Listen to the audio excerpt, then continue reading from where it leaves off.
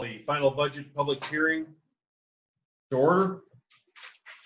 You have the budget in front of you. It's been up for to look at the library when the library is open, and also at town hall during their business hours. The councils all have the budget. Is there any public comment on the budget? Anyone have any questions? Are there any changes from the last time we looked at it at the last meeting? Yes, I believe so. I don't believe we had budgeted for the plow truck in the last meeting. We talked about it, but I don't think it was budgeted in there. So you'll see a revenue jump of 37, or no, not the truck. We had the truck, we didn't have the CIP, the capital improvement plan. It's a $50,000 project. The CDBG is paying for 37,500 of it. The remainder of it's split between water, sewer, and general fund. So in the general fund, you'll see the revenue of the 37,500, and then you'll see the expenditure of the 37,500 plus 1/3 of that remaining 12,500, and then which is whatever that. And that's for The capital improvement plan that we okay. talked about doing probably a couple of years ago when we finally got funding for it. Okay, I don't think I've heard about that. The capital improvement plan. Yeah. You probably voted for the very original one back in about 2004.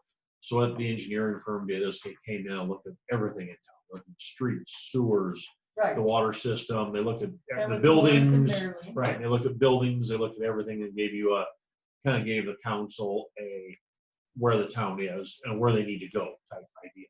So what we decided to do, since that was done in 2003 or 4, we decided that there was some money out there to do another one.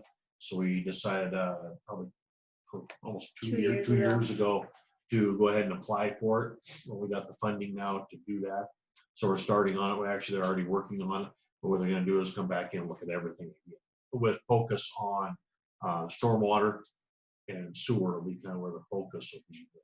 Right. What's the, thumbnail expense for the 50,000. 50,000, and So the they CDBG's 37.5 and pay for 37.5. So We're it's going to be 12.5. 12.5 Split, out of our split 3 between ways. water, sewer, in and general. because Yeah. they'll look at the water system, they'll Right. look at the sewer system, then they'll look at streets and storm drains and all that, which is on the general fund. So right. and then like I said, also they look at buildings, they look at all the infrastructure.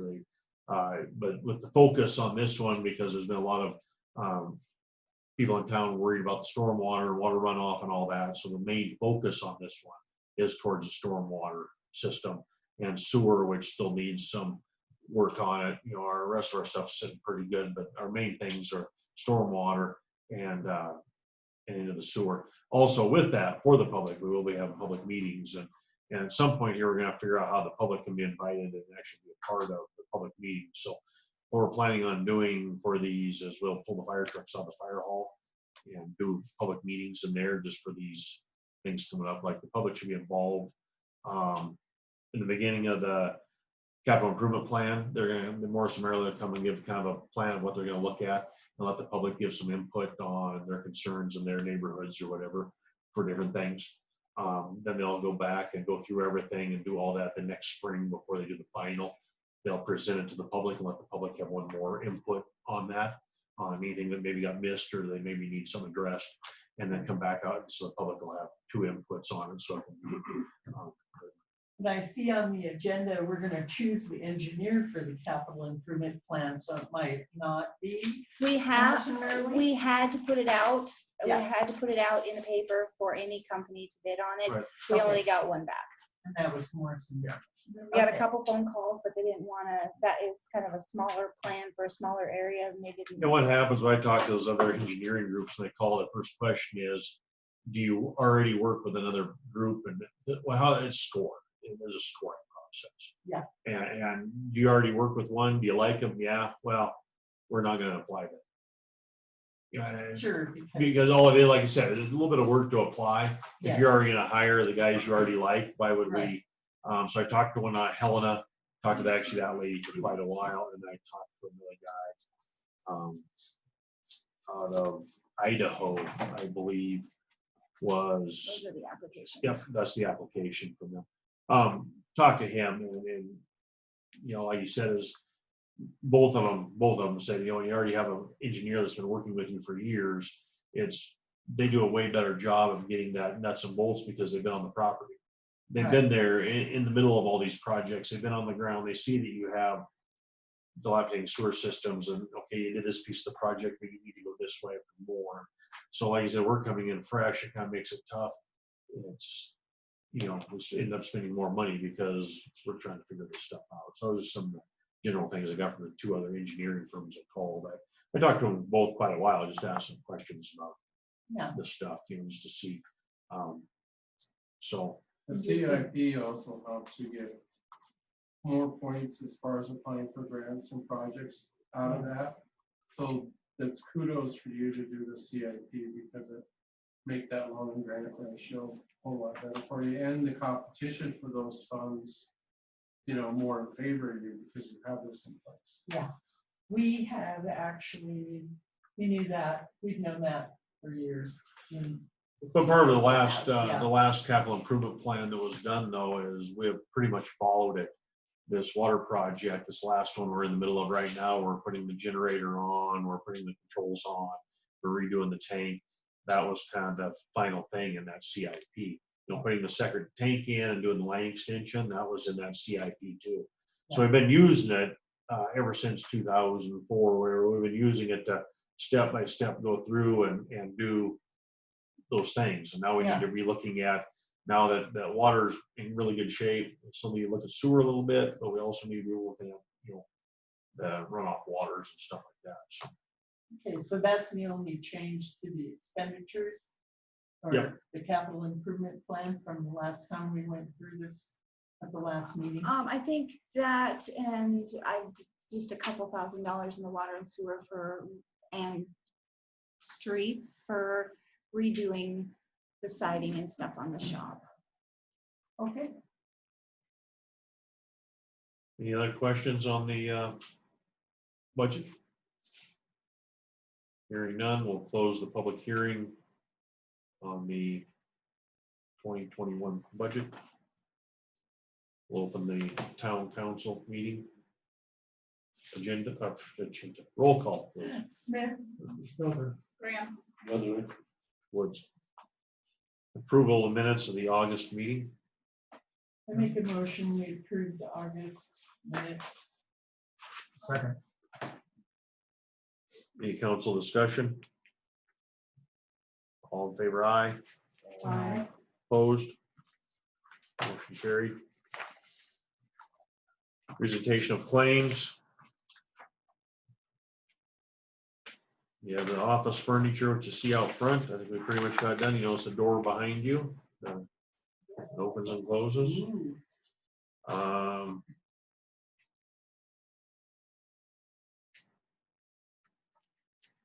So I make a motion, we accept claims. Have a second? Motion made and seconded. Any council discussion? Oh, so anything odd? Envelopes. Envelopes. I 1300. really like envelopes, Paul. I must really like envelopes. They are pre-stamped with, some of them have windows, some of them don't, but they all have our name and address in the corner and they're pre-stamped. So that's postage for 2,000 envelopes with the envelopes and our Okay. names and stuff.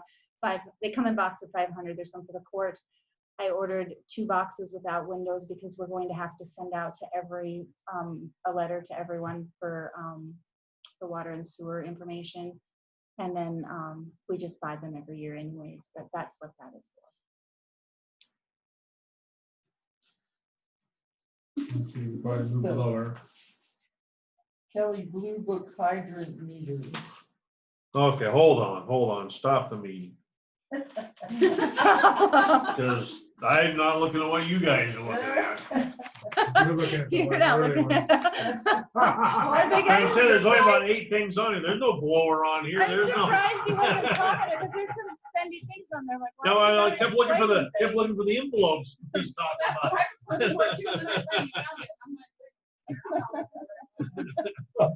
Crystal didn't speak up, but I'm looking at it going, what are you talking about, Paul?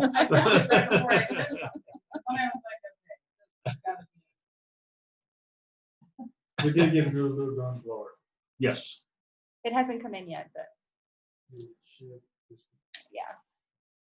Did you get the endangered turtle out? That was my question. no, that's actually, I was just gonna talk to them about before it cools off, we're gonna plan their swimming trip. Days. Yay. Very awesome, my wetsuits. I'm sick of it.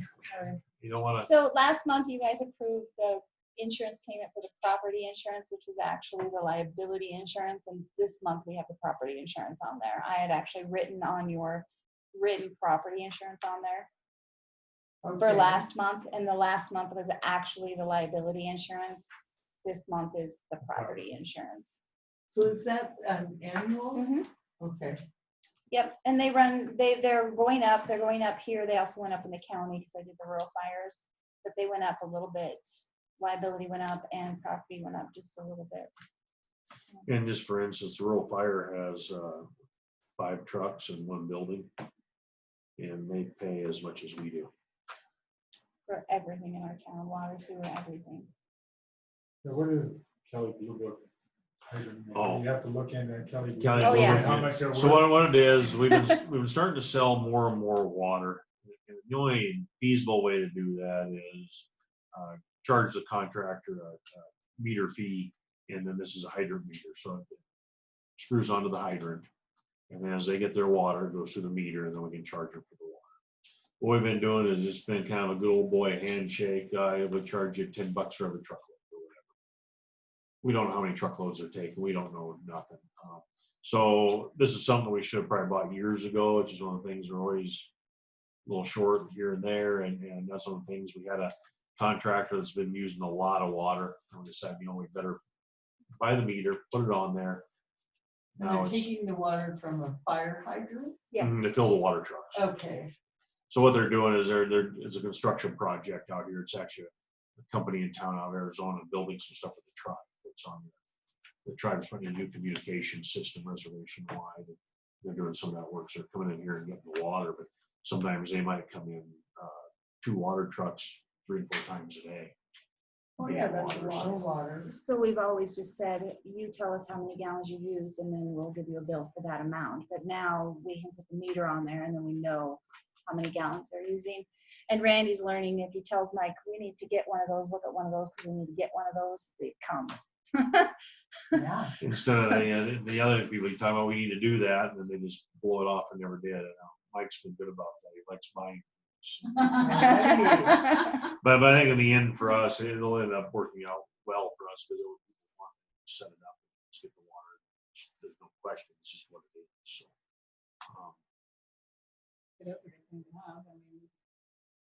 yeah, and and I think what ended up happening over the years, and it hasn't happened much. It's not a lot of water, but we have been. You gotta remember, as contractors fly into town, they fly out of town just as quick. And we need to have a little bit of paperwork, you put the meter on, we get a deposit from them, and a place to bill them and all that, and then we get our money back out of them instead of, I know a few of the contractors that end up stiffing us in the meeting. Knife River did the road construction project out there, and they forgot, and so did we. He was really good when I called him. He's like, I have no idea, I can't find the document.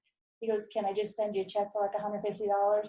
That's a lot of water. So, and they didn't really use that much, but that's when we kind of figured we're gonna start taking a deposit. I've got a little contract I wrote up where we tell them how much they're gonna get billed, they have to give us the deposit. And right now it says that they are responsible for keeping track of it until we just got the meter in the other day, so.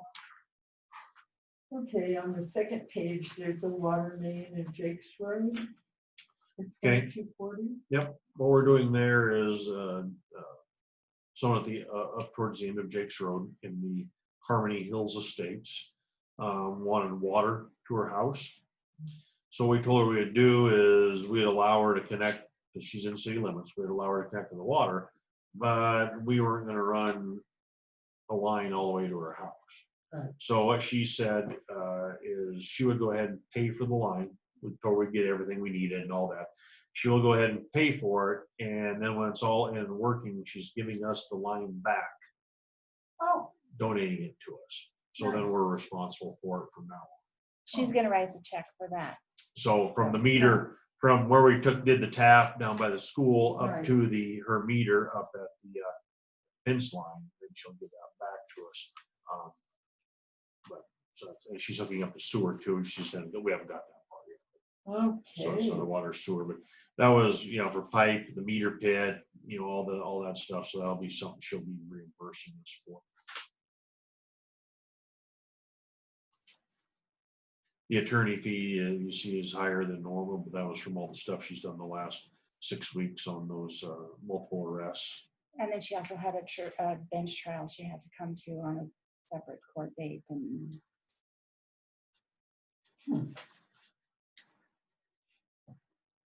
I actually think she was pretty generous in her billing. She's been doing a lot constantly, because I talk to her constantly, so. well, she was here for. All that aside, I got an email about that and I still didn't really understand it. so- Oh, I can explain that to you when we're done. Okay. Yeah. And then there's 2 MMI on the last page. So I had to make an adjustment in there and the first billing paycheck, and I forgot to fix it. So I had to go back in and reissue the second check for the health insurance. So that's why there's 2 of those instead of just one. Oh, there it is, up top. That's it. Okay,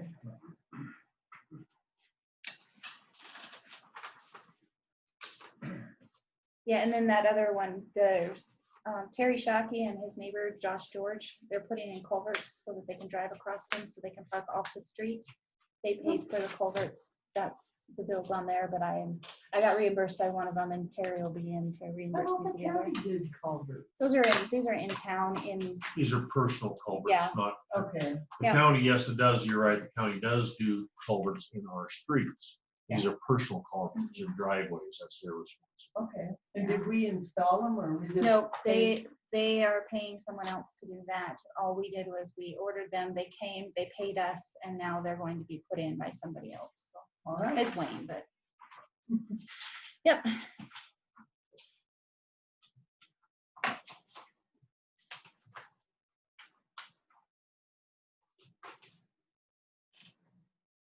Okay, Vote. all in favor, aye. Aye. Opposed, motion carried. We do not have a The financial report. no. I will give you 2 of them next month, though.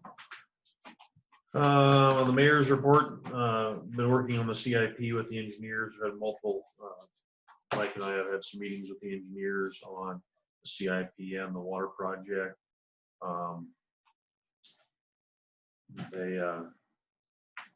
We had some more personnel changes. So hopefully we're back on the move on the water project again. I don't know what to say about that. But they know I'm very unhappy and things are moving. And I'm getting contacted more often now. And we're moving forward. Everything's moved back to the Kalispell office. Nothing's been done except the Kalispell office only. And so we're moving back forward on that. That was, and also I told them that until we were actually shoveled in the dirt, no paychecks closed, no checkbooks closed. We're not paying for nothing. We're not doing nothing. They're going to be here working when they get a project done. Then we'll. That being said, there was a claim in there for them, but that was approved in July, and the money from the grants just came through, so we have to pay that, but they won't be submitting a bill to us until we start doing something. I know we're done. With that, then we had a long discussion about the water project and the CIP. Things need to start moving fairly quickly. Trouble is, now we're pretty much starting all over on the water project again, because they gave it to their big shots, and the big shots, of course, were only $1 million project, and we're just a little town. And I told this was going to happen from day one, but people have a tough time listening to me. So, Kalispell office, chewed on again. Here we move back to Kalispell. Everything's not Kalispell from now on. So, with that, some of the guys that worked out here before are back on the project, and we're moving forward, but they got to come up to speed, and that's where we're at. So, hopefully they were supposed to be getting approval from one of the things on the well, doing that because it's going to be a work order change. They have to get approval from DEQ, so we're just waiting on that right now. We can get the driller back in here and start drilling. So we're just waiting on that. They submitted all that stuff, but of course DEQ has 60 days. And once the 60 days up, we can just go do it. I mean, they don't answer us, but you have to wait till they answer you in 60 days. So that's where we're at. We're already 30 days into it roughly. So hopefully they're able to drill here and get moving on that. It's just not very happy about it, but they're hearing from me weekly now. If I don't hear from them, they're going to hear from me. So that's where we're at on that. That's been a giant mess. And like I just point blank told, it's a bunch of big shots that wanted to do whatever they wanted to do with our money, and I told them no, and they got mad about it. And started playing some games. So we'll work on that. Is that at the engineering level or the subcontractor that's Engineers. drilling? Oh no, the drilling company. Yeah. No, it's the engineer level. We had they hired one of they turned it over. Our things rolled done by Alan Erickson. He was a senior engineer from Western Illinois. And then the hydrologists and stuff were out of Bozeman. And they didn't like what we were doing. They thought we were crazy. I mean, they wanted to build a whole new facility. They wanted to move everything. Well, that wasn't the plan. That wasn't in the budget. That wasn't there. And with that, then they started getting kind of, I could tell they were getting a little short with me, going back and forth. And I've been complaining heavily, and I think they got the idea when I made my phone call the other day that I was done.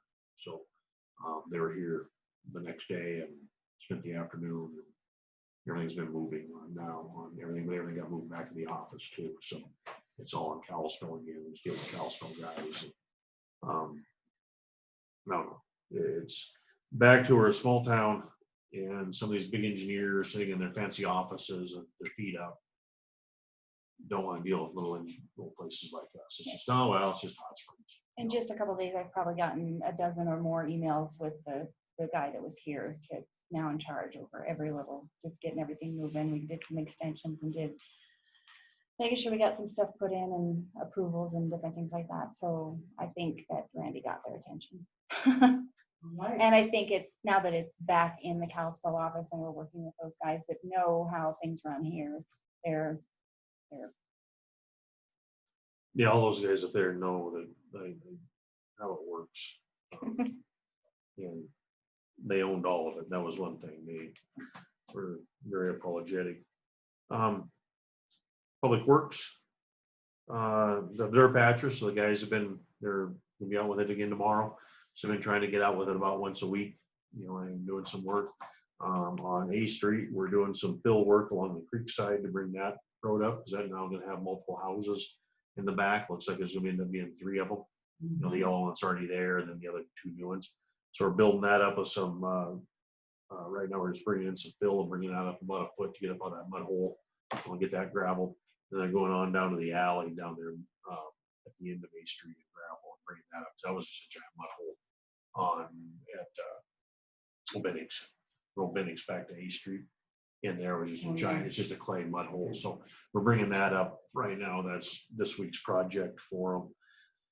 Along with trimming trees and moving brush and cleanups and everything else that seems to go on and on and on. The Jake's Road project took almost a week by the time we were done, with everything. So while they were in there, of course, Wayne hit a sewer line and broke that, and you know how it goes. the phone company was very helpful on that project though. They came and plowed in the line, so it went pretty quickly that way for us.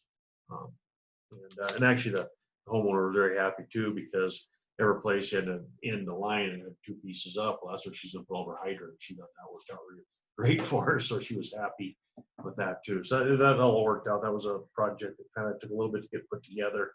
And now that Mike's been on one, he'll be able to do them all by himself from now on.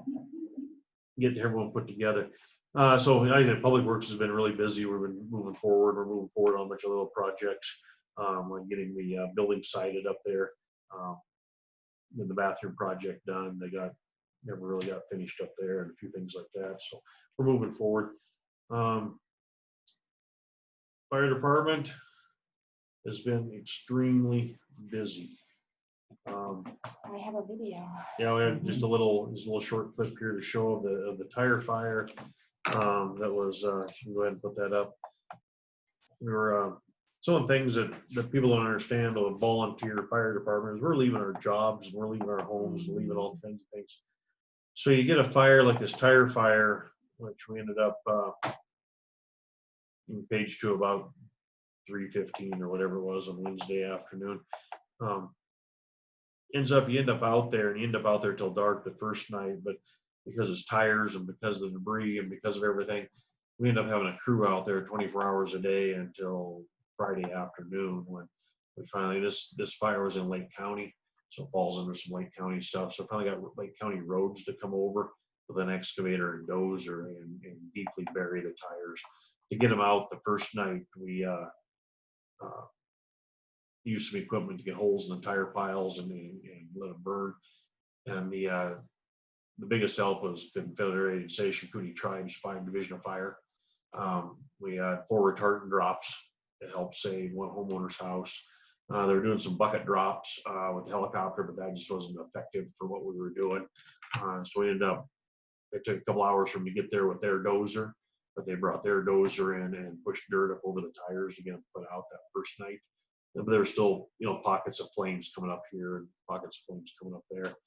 So we had to keep people out there. So then Friday, then the Lake County showed up with their equipment. We're able to bury the tires. So, but also in this last week with that, we've had a car versus bear. Twice.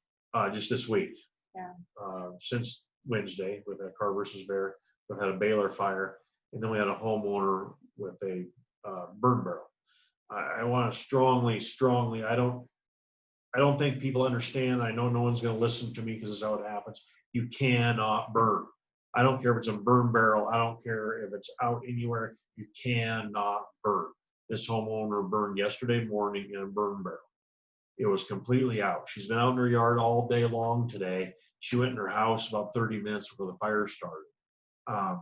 Wind come up, fanned the burn barrel, burned all her posts, her rails, a bunch of stuff in her yard. And because someone saw it and drove over there and knocked on her door and beat on her door, she probably would have lost her horse barn and hard telling what all else. You cannot burn this time of year. We don't have the moisture content in the ground. It's just not there. It's too dry. I can't say this enough. I know everyone thinks, oh, I know what I'm doing. I know what I'm doing. That's what she said to me too. She goes, I thought I knew what I was doing. It was in a barrel. It was this, it was that. And now she really, I realized I was wrong. It is. You cannot do that. You cannot open burn right now. It's just too hot and too dry with the winds. And the moisture is not in the ground. So when that stuff gets in there, it just goes. So it's been extremely busy for us. We're still trying to recoup from the days of sitting out there on the tire fire. And now we're going all this other stuff. It makes it really tough on all of us. But this month, I'm going to guess we almost probably had over a dozen calls just this month on fire. So Okay, so I'll play this. You can tell me when to stop. But the first minute has some of the drops and stuff in it. Right about the first minute is just about what you want to see. Kind of get the whole gist of this. This was made by the DNRC guy. Oh, oops. Sorry. There we go.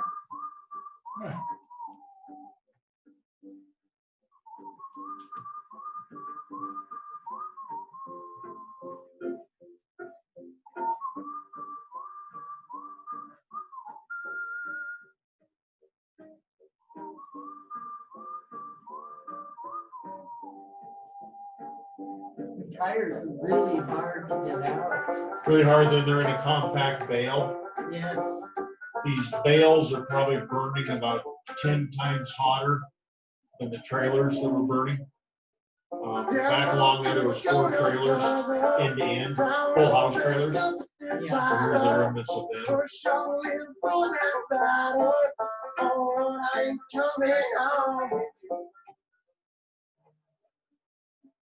So they're doing 4 retardant drops in there to protect the neighbor's house.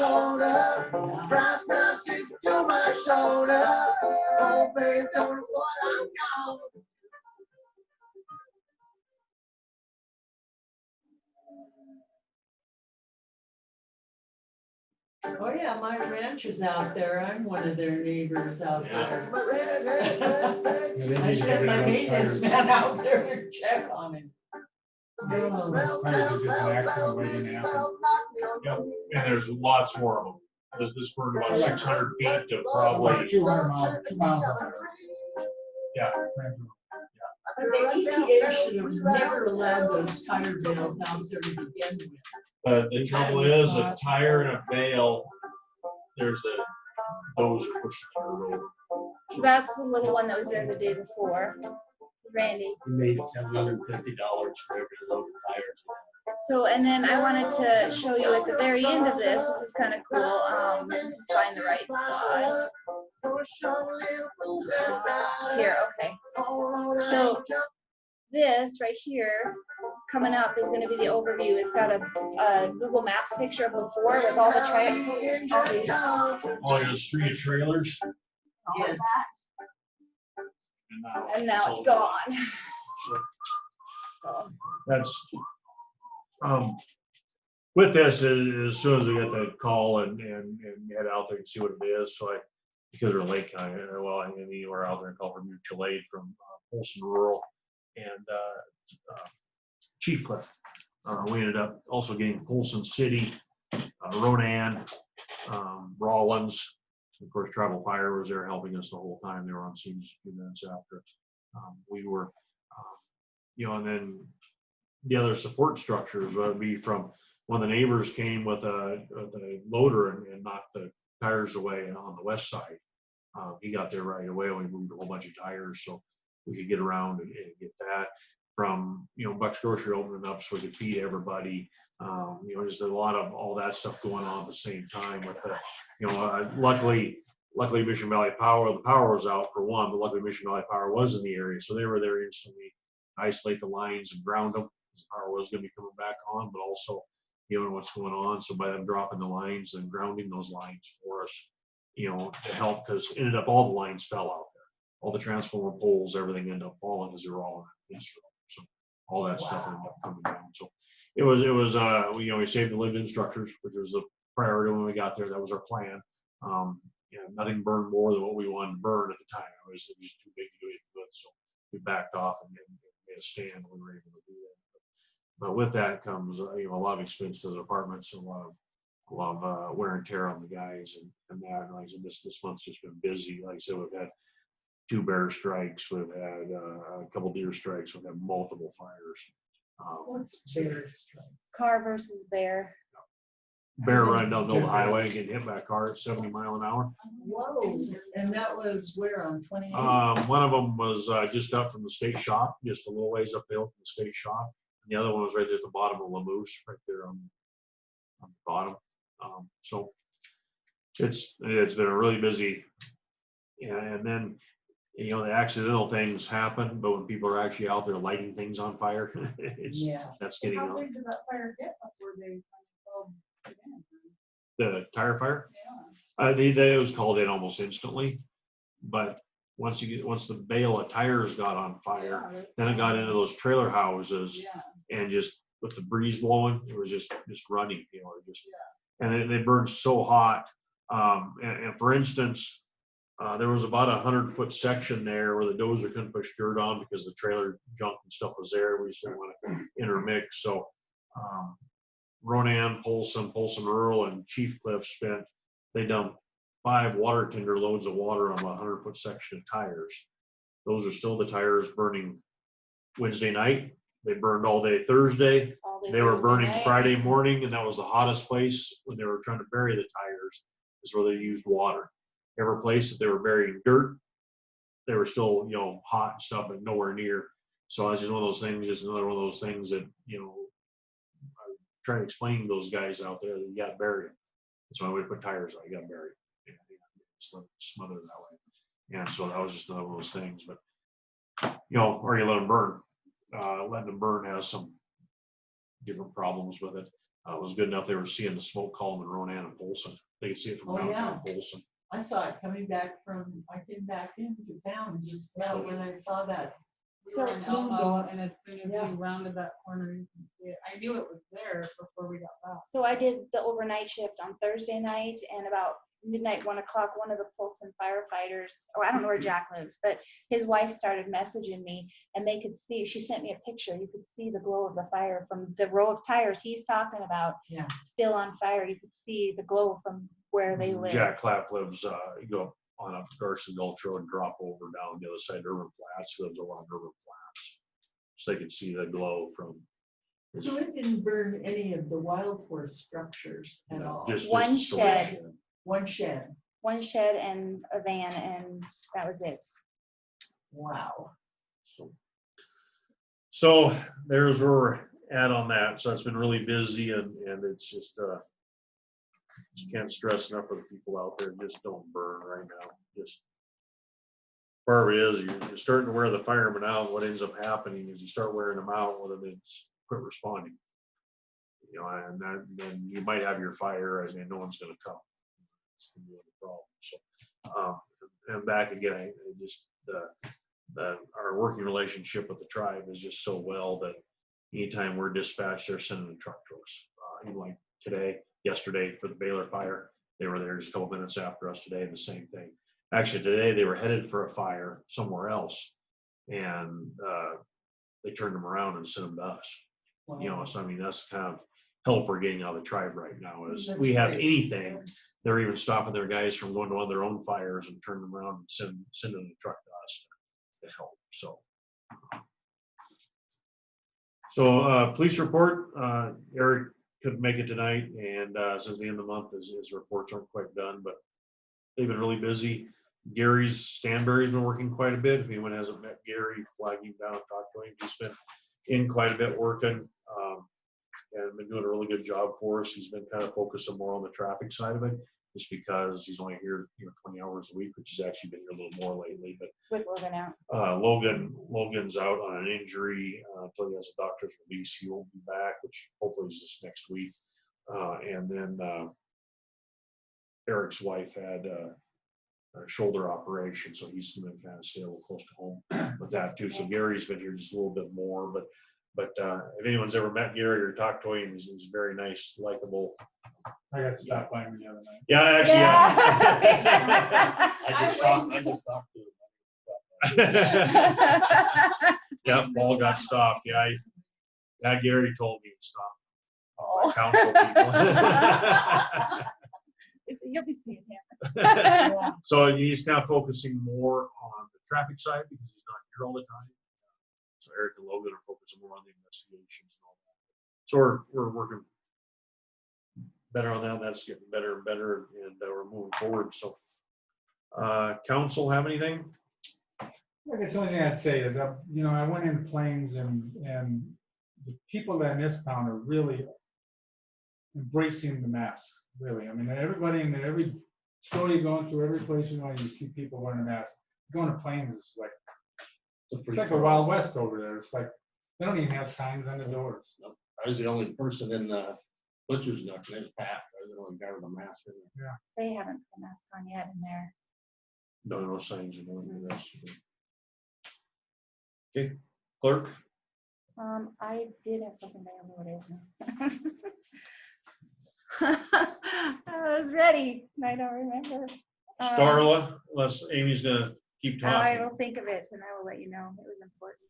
Amy's gonna think about it for a few minutes and Yeah, We'll Okay. turn you up, Starla. We can't quite hear you. Turn Starla up. okay. Hang on, Starla. Okay, is that better?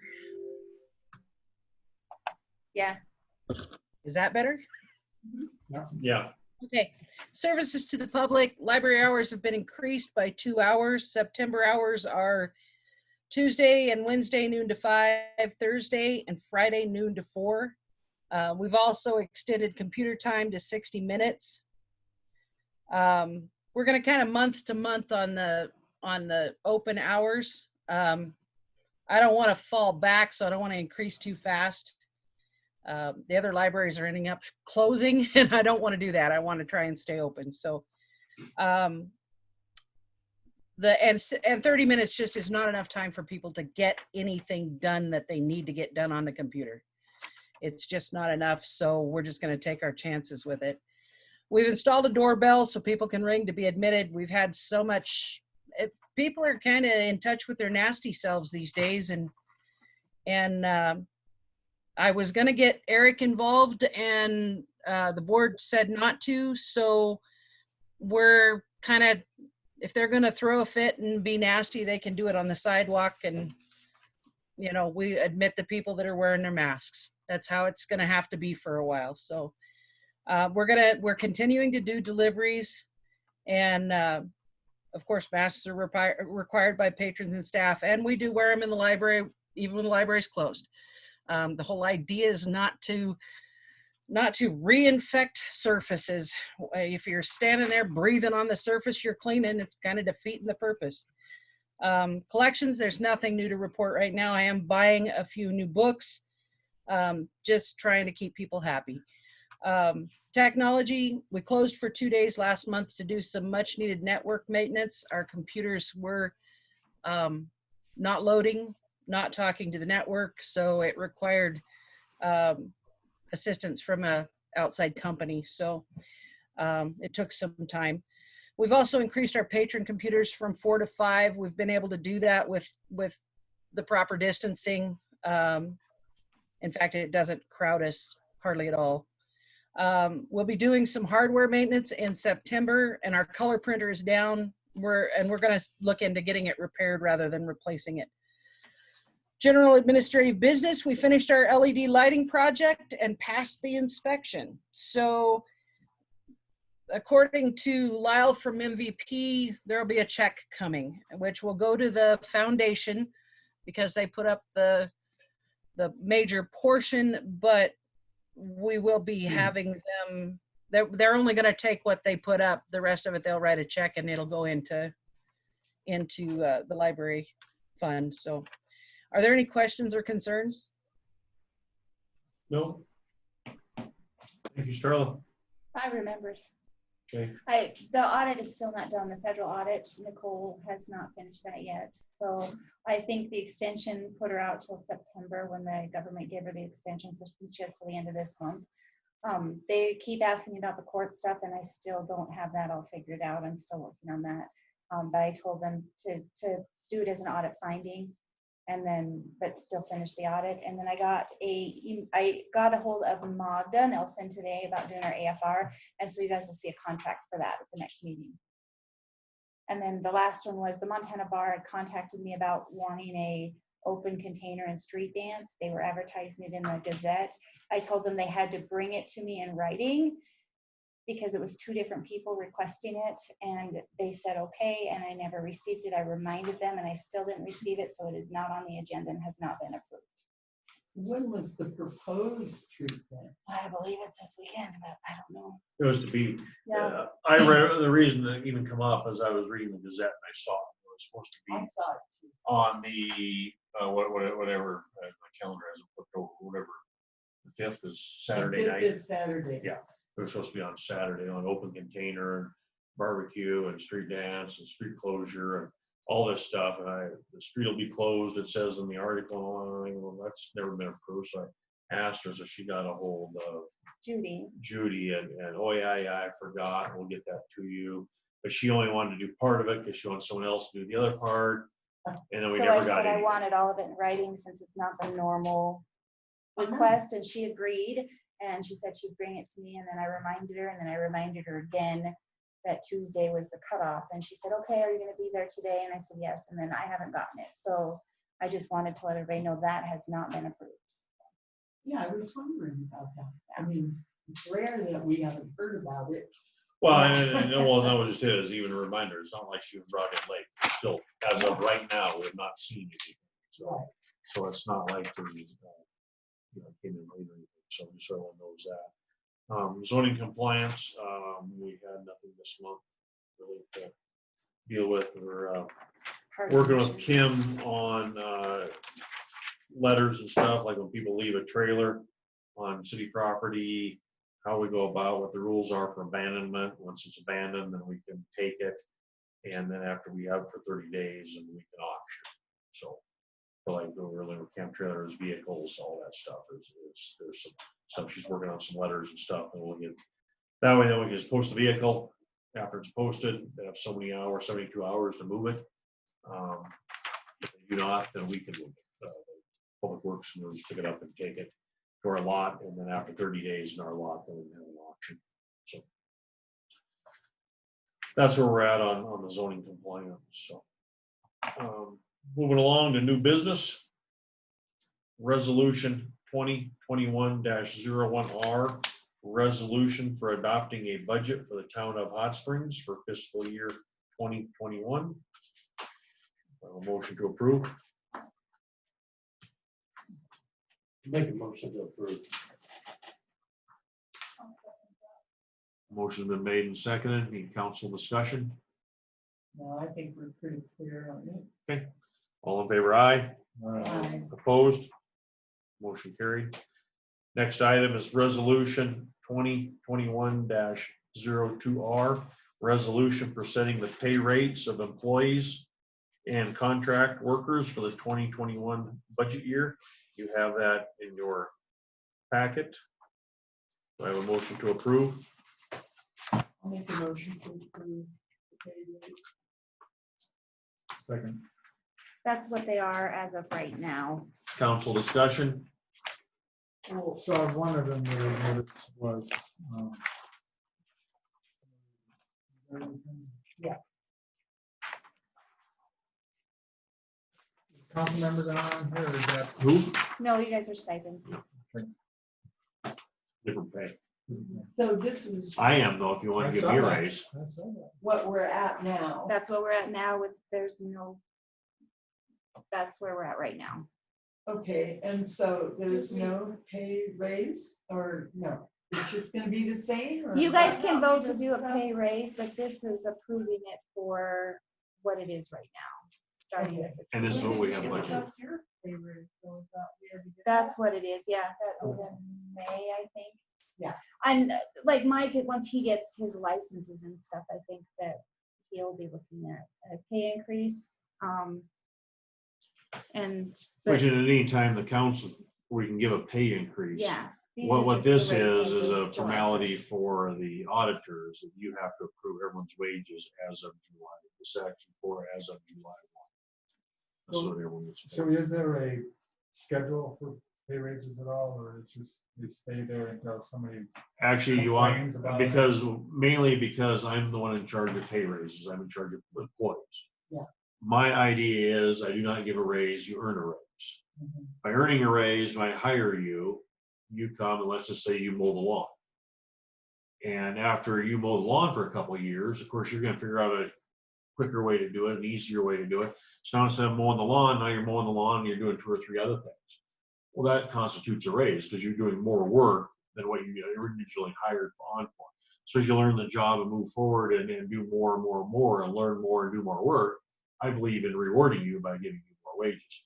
Just because you came and hang out with the town of Hot Springs for a year, you don't get a 2% or a 5% pay raise. That doesn't, to me, that doesn't give you, that's been my philosophy on pay raises. I think 2 years ago, we did do a 2% across the board for Yeah. everybody, because it's been a while. So that, I think we budgeted that one a couple of years ago. Okay. Except for Randy, he didn't get a raise. I haven't got a raise in 12 years. No. You must not be working hard enough. I'm not. He's the one. Hey, you said it.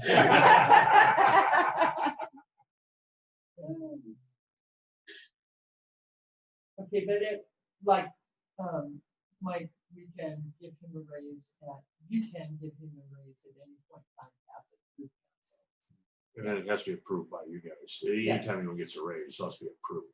Okay. So, but You have to yeah, work that real was part, hard. and that was part of the deal when we hired Mike, is, and we talked to him about it, everything, once he's certified water sewer operator, he'll get a raise. But that's back to, he's working towards, you know, he's learning more and more and working towards something. And by doing that, then you get rewarded by making more money. Just get that turtle out. Yeah. As soon as you bring that turtle Bring that turtle. to, bring it to the council meeting in a box.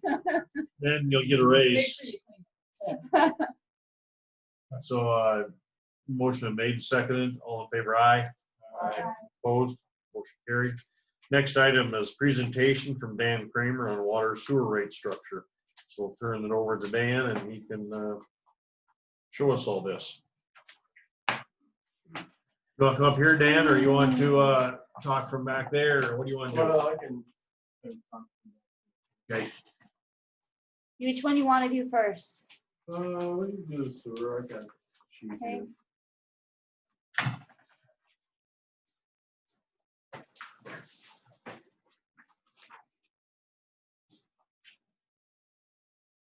One of the reasons why we're here today is because we had a little workshop or work on this with Mike and Amy and them, and how to do a rate increase and then determine where you are as far as meeting your loans and bonds and your O&M, and whether you're putting money away to fix things for the future.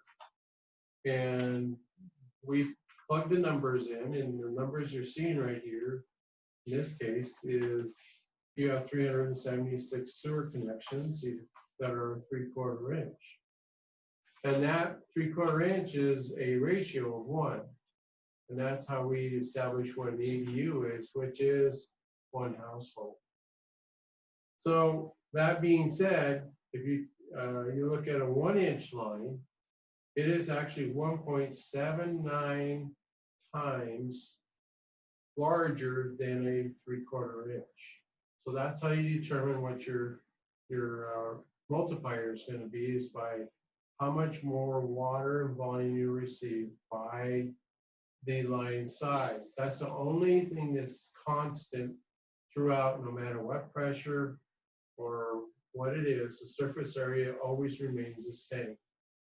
And I've had arguments otherwise, but they couldn't prove it to me that it stays the same.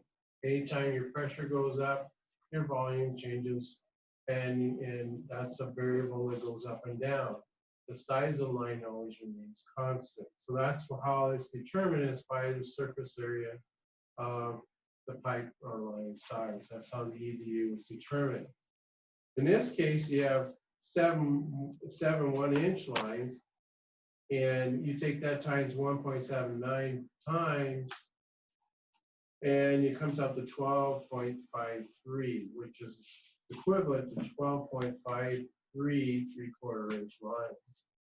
When we go through all these different size lines and take it by that multiplier based on surface area, and we come up with 400 is equivalent to 462.51 3/4 inch lines. That's your common denominator. That's how we determine what a fair and equitable rate is being calculated.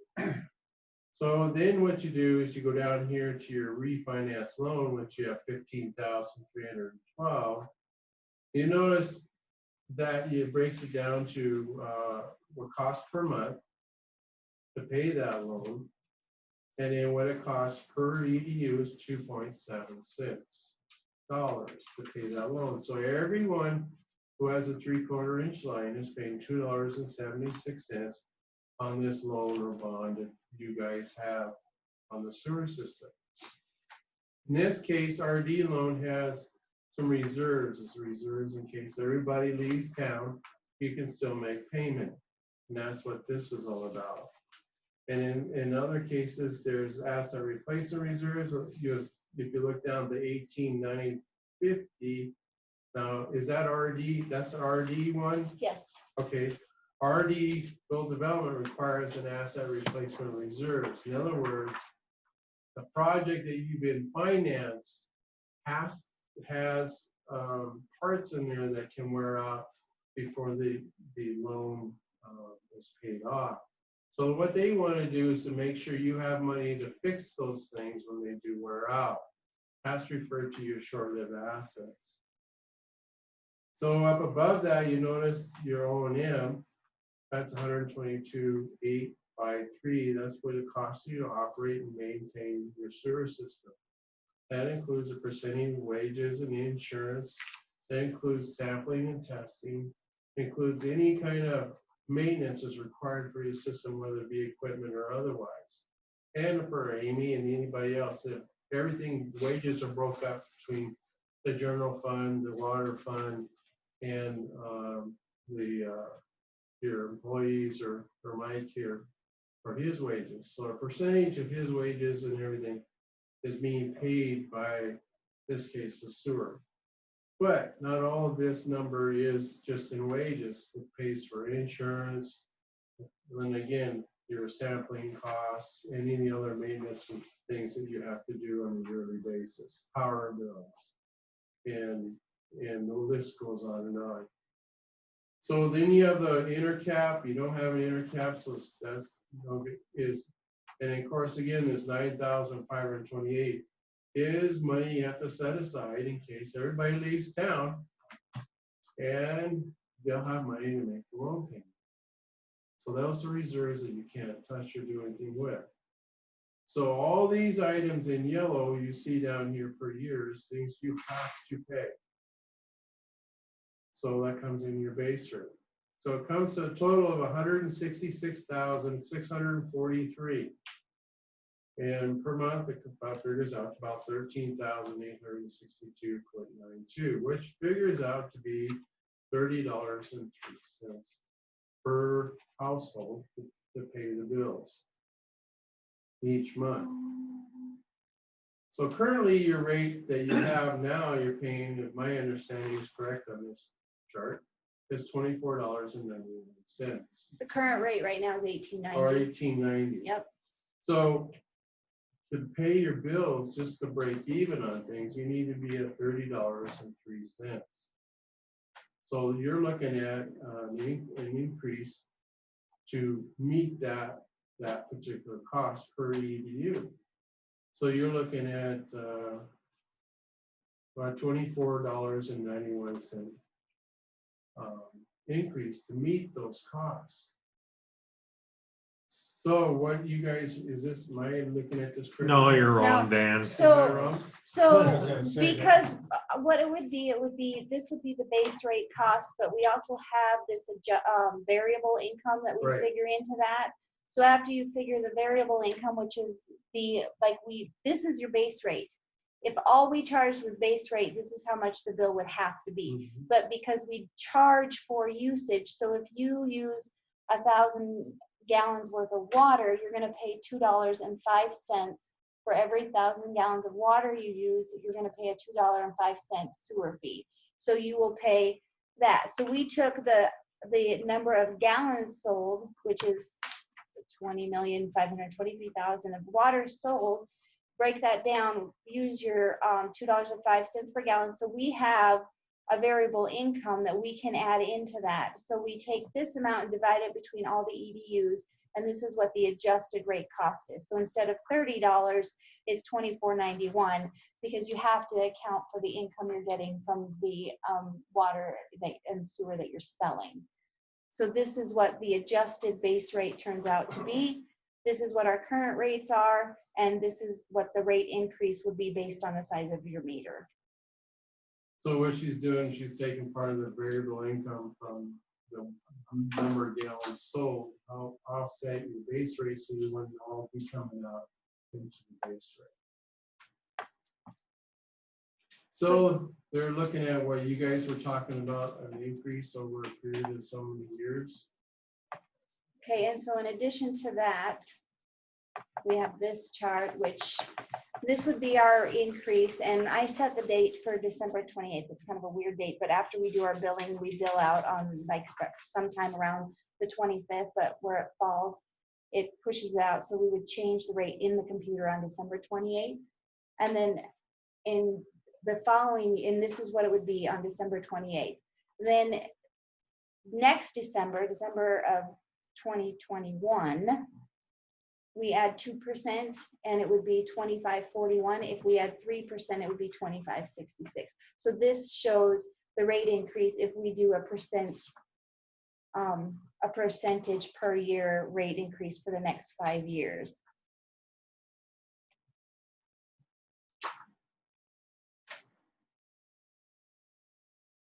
So with that, you don't have to forgive me, I got that wrong, because this Mrs. Mike's sheet, he modified my sheet, so I messed this sheet up a little bit explaining it. But, being that the case, the same types of figures which I use in my rate sheets and everything, this figure is pretty much the same. Yeah, the only thing he added was this so that you could see the current rate and the increase. This is the only part of this he added, and then this part down here. Did add in the flat rates. Okay. And our flat rates, we have, I believe, is it 18, Mike? Yeah. We have 18 units that are flat rate units, and our flat rates build out for people who have just sewer. And it's kind of a little formula to figure it, but we figure somehow, somewhere along the line in the history of our sewer department, they decided that one person living in a household uses approximately 1,500 gallons of water per month. What we did is looked at houses we know only one person lives in. We looked at their usage during the winter time for a time period, and that's how we come up with an average. So I looked at 1 person, 2 person, 3 person, 4 person households, and that's how we come up with these averages, just to charge the base sewer rate, because there's no way to Meter it with no meter water it. meter. So to make them pay fairly as everyone else does, that's how we come up. So that's the sewer rate that they're proposing to do the increase for. Let's go to the water now. And so the sewer, that they're just the ones that are on the flat rate, theirs are going up the same kind of percentage as ours is. Yeah. Our meter. Their base rate would go up, and then we'll readjust that additional, 1,500 or 3,000 gallons. Or what else goes to it. Way it is in that Excel formula, you adjust to, had them adjust based on each other, it would go up, so you have to do that post adjustment. Right, that's what So they just. you're explaining last time. Yeah, You have to determine the flat rates after determining the adjusted rate. yeah. They probably go up the same rate as the percentage that you give their, Right, and that's what I was. Any further questions? Okay. So we'll go to the water rate, and again, this is basically the same way of figuring things. And also, if we look at in this, we got an existing debt of 55,000, it figures out to 4,583, and $9.91 per unit cost. And again, this 400, you see this 462.51, that's the number we're using to divide into these numbers. That's your common denominator. That's why we have to figure the ADUs the way we do. And then also O&M is 135,232, and it costs per month to meet those O&M costs is 11,269, which figures out to $24.37 per household. Asset reserves in this case is 6,000. That's in case something gets broken, we need to fix it. Apparently in this loan you've satisfied the reserves you're supposed to have for that, so that's the reason why you're not seeing it in this. And there's probably what a DNRC loan is on this on the water, so that's why you're not seeing an asset replacement that's like you do in the sewer, which USDA requires. But the 6,000 is actually a very small number compared to most systems in the state. But it really depends on what you're looking at for goals and where future projects and their cost is going to be. And the town has decided to go on with 6,000, which figures out to $500 a year, which only figures out to $1.08 to meet that 6,000 for fixing things. The reason I say this can be very small is one well rehab can range anywhere from $15,000 to $24,000. The well fails. So that 6,000 goes away pretty fast. So if you have anything that breaks, better hope you have some reserves set aside to help fix those things when you do. So in this case, 196 comes up to 196,232, figures out 16,352, which figures out per EDU 3536. Now again, like Amy discussed earlier, that's what your base rate would be if you were to pay for everything on the base rate. But they did do an adjustment, and that is the amount of water cost per thousand. That's that variable income we talked about earlier, up there in the upper corner. That's going to help offset some of the base rate costs. And the figure they figured that the offset they're going to use is going to bring it down to $29.04. And then some was it $2 a thousand is what you're figuring? Yeah. And for the water, and so that's where your variable income will help offset some of the costs of your O&M and your base rate. Again, they have a chart on what those rate increases would be, or each year the increase, depending on the 2 and 3% increase. So you can see there's a 2991 and 2962. 2991 would be your 3%, and the 2962 would be your 2%, depending on what you decide to do. So with that, you can follow that scale of that graph up. You can see where your base rate is going to be at. Another thing you have to consider when you're doing your rates and stuff, you have to make sure that if you have future projects that you meet, there is a target rate you're going to have to meet to get loans and grants in the future. So that's very important, and that's another reason why to help these rates up. Throughout the state, most water and sewer systems are right in $50 to $55 rate increase per month. Just to back up on Dan's about target rates.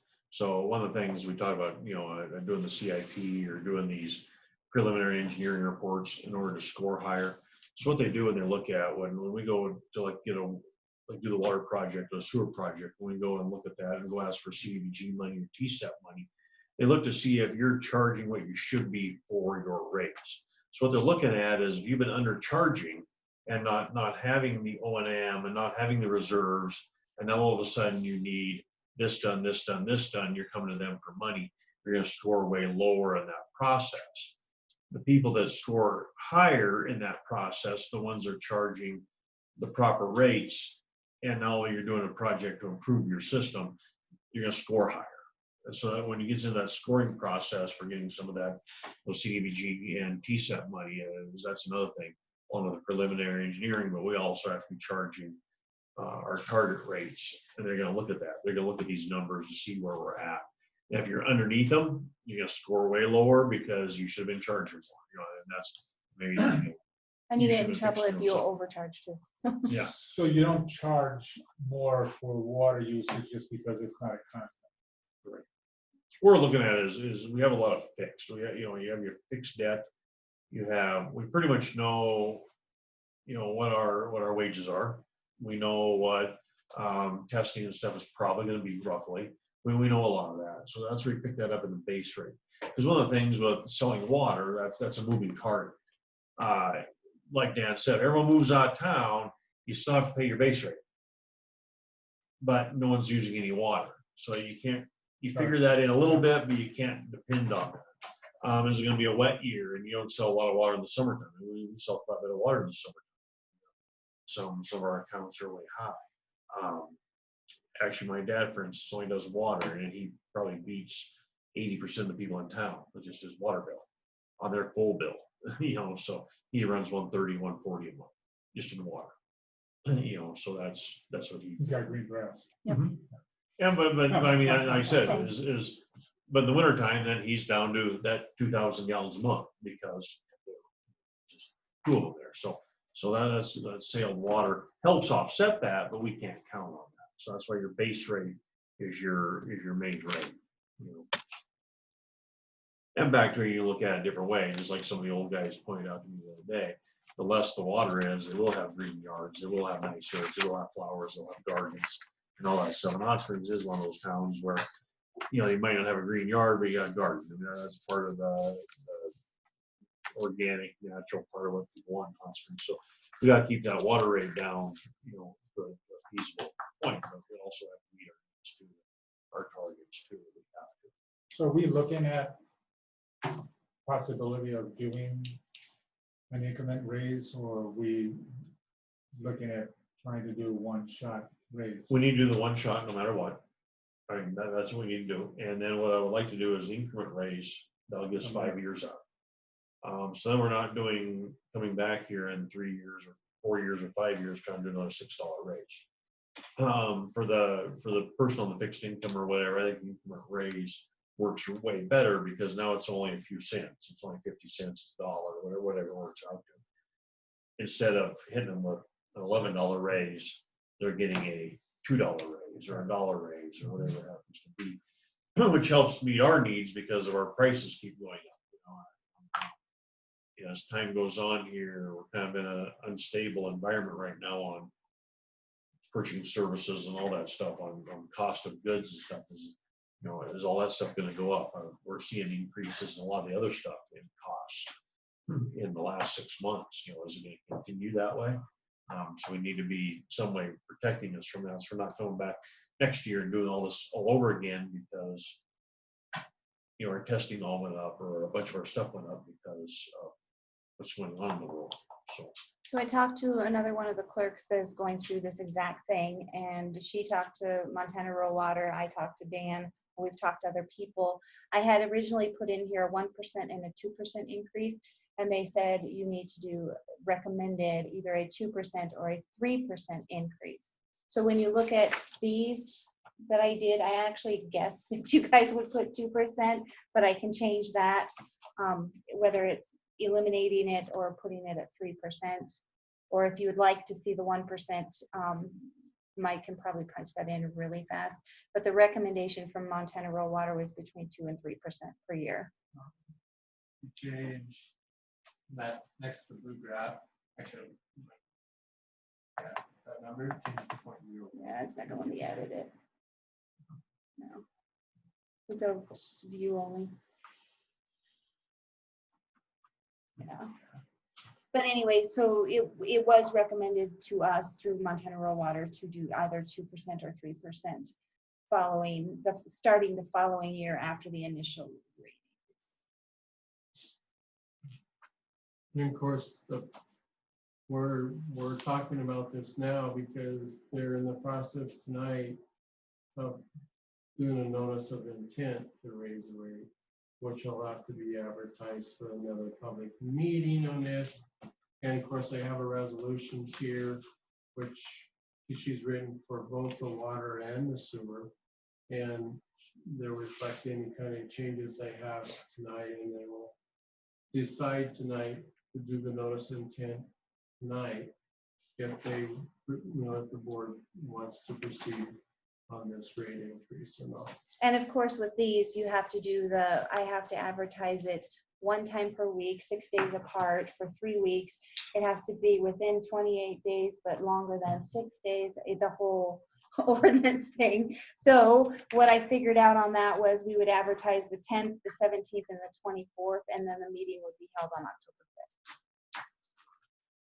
The public hearing on these. And then they'll have the final public hearing on those on that date.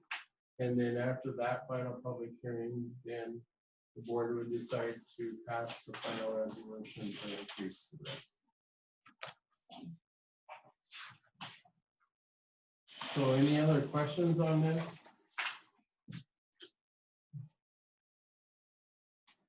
The October 5th is a Monday, by the way, because of it being a public hearing, and we wanted to make sure that everybody that wanted to be heard could come in and stuff, and then you guys would have time to think about what you heard until the meeting the next day. So what we're gonna do, we'll do the public hearing, we'll do it in the fire hall probably unless things open up. But that's all we'll do, that is the public hearing on the water and sewer rate. This is And what the that'll be public can October speak. 1st. October 5th. Fifth. Mhm. And then our council meeting will be on the 6th. Okay.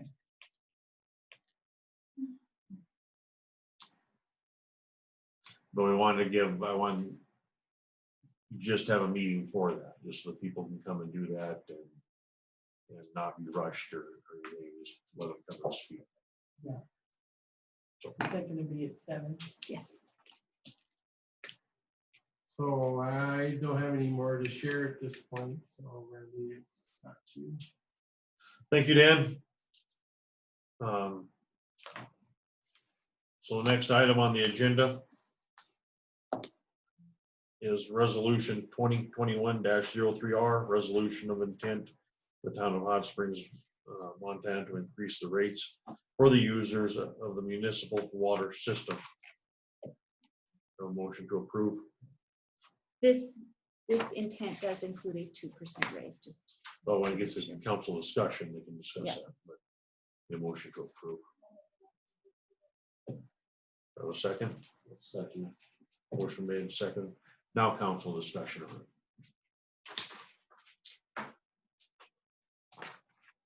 Whether you're on your percentage of raise, you want to do that, take it out, you want 2%, 3%?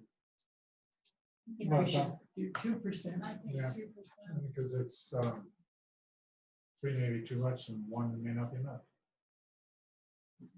I mean, I think it's normal, accept it better if it's smaller. There'll be 1 or 2 people upset. Well, Imagine that. either way. And then we got to figure out that set rate too, because that's what the people Camus are going to be paying this next fiscal year. So the people in Camus will be getting on that fixed rate. So How did I know that dig was coming? I just seen if you're still listening or not, Starla.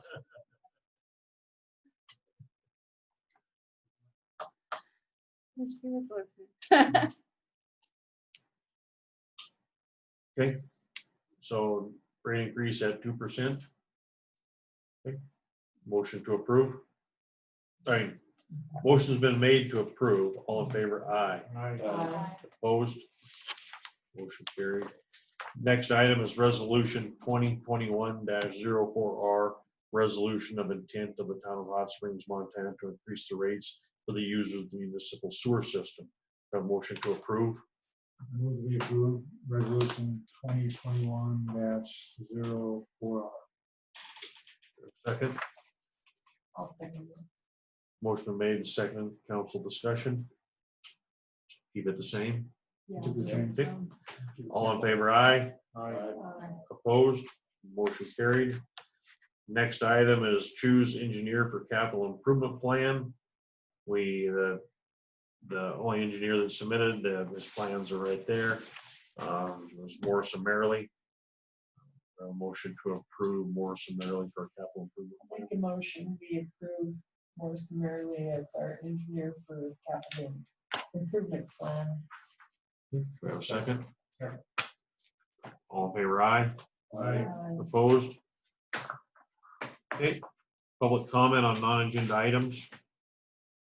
Some people came tonight, that's what I was talking to outside. They want to come in and speak, but I told them they're new to town, so they didn't realize they're still running Zoom meetings and stuff like that. But she gave me her speech she was going to give to you, and I told her I'd read it tonight. She was supposed to put her phone number on here so I could give it to you on the one contact or whatever, but it tells where she lives, and if anyone wants to contact her, we'll get you in touch with her. I'll probably be talking to her later today. Good evening, my name is Ellen George, and her husband Josh and their son Ellie. This is our second time living in Hot Springs, and our third house we've improved. We bought Susan Hagen's house at 210 North Demers in February. We were drawn in by the small town charm, mineral water, and the health food store, and for the affordable prices. With my husband working from home, it seemed like a great idea. On March 26th, our dreams were cut short due to our neighbors across from Lot 8 in the trailer with the log front on Demers Alley. That's the Susan Hagen's house is next, this long white building, there's an alley, and then you have Deb Gaither's trailers. And there's one that parallels the alley, it's a brown one with a log front. That's the trailer she's talking about.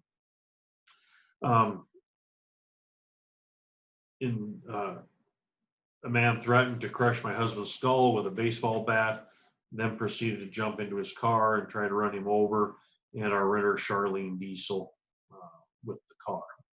While my husband ran to the police station, the man came back to our house and banged violently on our doors, yelling at us. We then set up a meeting with Deb Gaither, who owns the 3 trailers at 123 Orchard Street, and begged for her help to evict the tenants. She informed us that she felt sorry for us and would try to do something. She did not evict the tenant, John Tiff, but the individual that tried to run us over did move out within a week.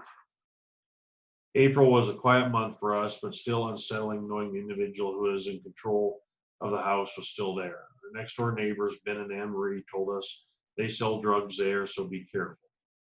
In May, the traffic picked up again. The Thomas Tift and Jeanette Longfellow moved back in. The couple often wakes the entire neighborhood up, fighting and yelling, throwing things at each other on the Demers Alley Road. When my husband goes out to ask them to stop, they flip him off, time to go back into the house. In June 2nd, additional single males moved in. They used bicycles for transportation. On August 28th, Megan Holman, driving a red Dodge Dynasty, stopped in front of our apartment and trailer to yell and fight with one of the newer adult males that moved in the summer. My husband asked them to quiet down.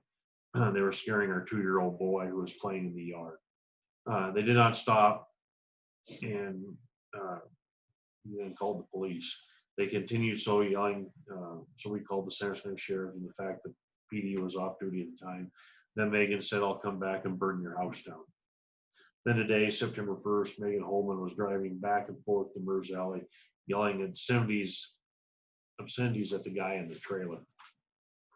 Given the current situation, the apartment that we have renovated cannot be rented to any good tenants used as vacation rental due to the proximity to the trailer.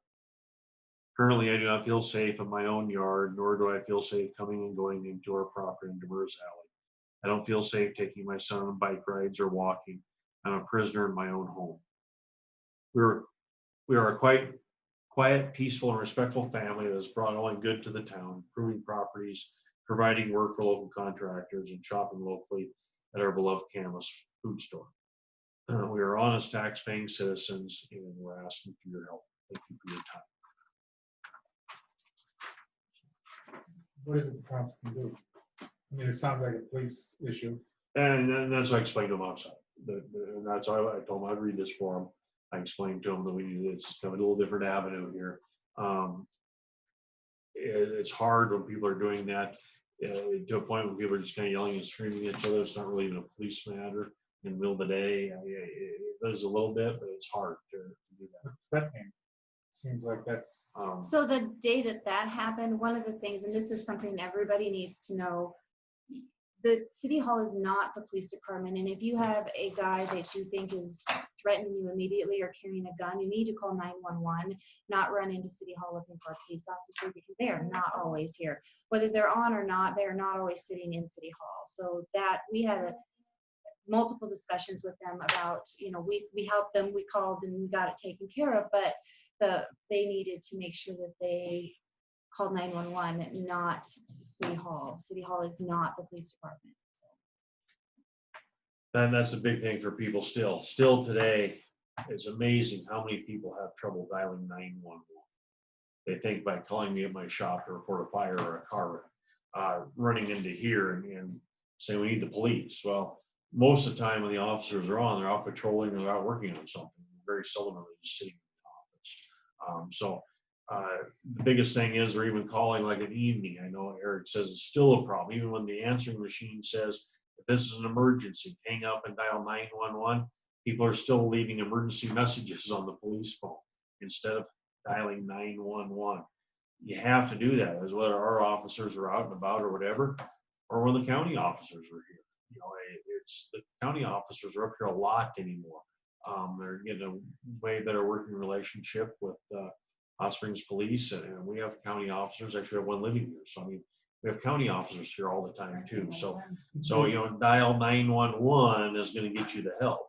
Some of the things that a lot of people don't understand is where lines are too. I just had to explain that again to someone the other day that where they live is not in city limits. You're in the county. Well, no, you need to do something about it. No, you're not in city limits. You're in the county. The county has to do it. They file complaints. They did. I mean, it I'll- seems like someone's threatening your life. Well, That's and I pretty- think it settled down after that, and it's she still, I did. mean, it seems but like now- that alone is. Yeah, there was some confusion. I know at one point they thought that he was calling him a derogatory name, and actually the guy claimed that he was in the yard yelling the dog's name. And if you knew both of the words, you'd understand that was actually possible. I mean, it's trying to run Yeah, him over, trying to so, say yeah. he's gonna beat him over the head with. a So bat. anyways, I'll look into it. I'll look into it more on my side. And like You I had said, this is the first time I've heard anything about it. So, I mean, Yeah. it's more, they need to come to me or at least leave a note for me to look into it instead of coming to the council, because I don't, the council can't really do anything about it. It's information. I would make sure you all heard it. But then, Starla wants to talk. Starla? We've had this same issue up here with some of those same names. In fact, they moved Thomas and Jeanette back into town from up here. Same stuff, stupid fights and nastiness. And the other day they were moving cows out here, and I had a 4-wheeler with 3 little kids on it. And that one crazy one come out of the house screaming and yelling, and I hollered at her because the kids were scared to death. They weren't sure what to think about it. And these folks, they don't care. They don't care. She turned around and yelled at me, and I said, "Get the hell out of here now, or they're gonna run that herd of cows right over your ass." And that was she trucked on down, but that's how they are. They're just not. They don't care. And they've been caught out here stabbing trees when they're all out of whack. They're down here stabbing the trees with knives. They really do need to call the police. These people are not people to play with or to try and reason with, because they will not reason. They do not reason like normal thinking human beings. They don't. Um, The thing is too, you They, have- they are dangerous, and the police are who should be handling any of these people. Okay, yeah, you guys need to do those. All right. Thank you, Starla. Thanks, Starla. So we'll investigate this more. I'll contact them again here in the next day or two on what I found out and what we can do. And it's a sad situation for people who move here and want to do this, and then we have those few people that for everybody. So we got message. Yeah. Randy, if you don't mind, I'm gonna. Okay. Yep, actually, if there's no more Motion to public adjourn. comment, I'll have a motion to adjourn. Motion made, second, all in favor, aye. Aye. Meeting adjourned. Thank you, everybody.